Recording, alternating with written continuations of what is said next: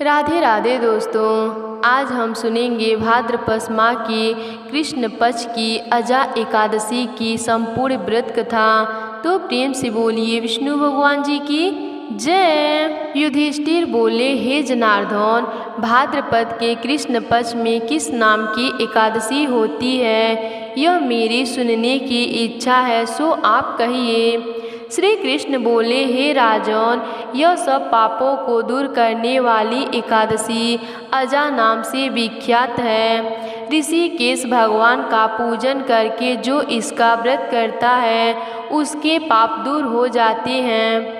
हे राजन, इससे बढ़कर दोनों लोकों का हित करने वाली कोई एकादशी नहीं है। प्राचीन समय में जब पृथ्वी का स्वामी चक्रवर्ती हरिश्चंद्र नाम का सत्यवादी राजा था, यह किसी कर्म के वश में राज्य से भ्रष्ट हो गया। उसने अपने स्त्री, पुत्र और अपने शरीर को भी बेच दिया। धर्मात्मा राजा चांडव की यहाँ नौकर हो गया, परंतु उसने सत्य नहीं छोड़ा।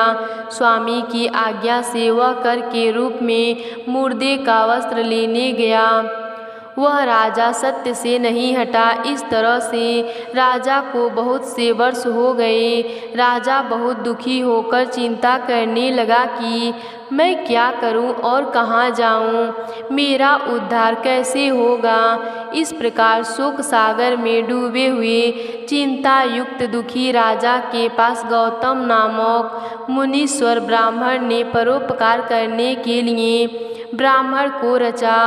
मुनीश्वर को देखकर राजा ने उनको प्रणाम किया।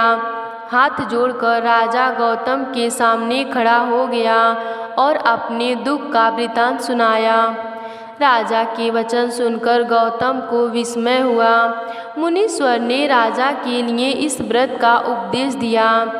हे राजन, भादो के कृष्ण पक्ष में पुण्य देने वाली सुंदर अजा नाम की एकादशी आ गई है, उसका तुम व्रत करो, इससे पाप नष्ट हो जाएंगे। तुम्हारे भाग्य से वह आज से 7वें दिन होंगी।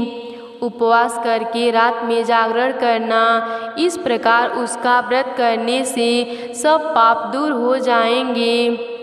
हे नृपोत्तम, तुम्हारे पुण्य के प्रभाव से मैं आ गया हूँ। इस तरह राजा से कहकर मुनीश्वर अंतर्ध्यान हो गए। मुनीश्वर का वचन सुनकर राजा ने उत्तम व्रत किया। उस व्रत के करने से राजा का पाप क्षण भर में नष्ट हो गया। हे राज दुर्लभ, इस व्रत का प्रभाव सुनो। जो कष्ट बहुत वर्षों तक भोगने योग्य है वह शीघ्र नष्ट हो जाता है। इस व्रत के प्रभाव से राजा का दुख दूर हो गया। स्त्री मिल गई और मरा हुआ पुत्र जीवित हो गया। देवताओं ने नगाड़े बजाए, आकाश से फूलों की वर्षा हुई।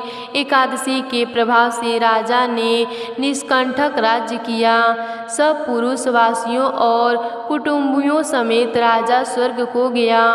हे राजन, इस प्रकार के व्रत को जो मनुष्य करते हैं वह निश्चय सब पापों से छूटकर स्वर्ग को जाते हैं।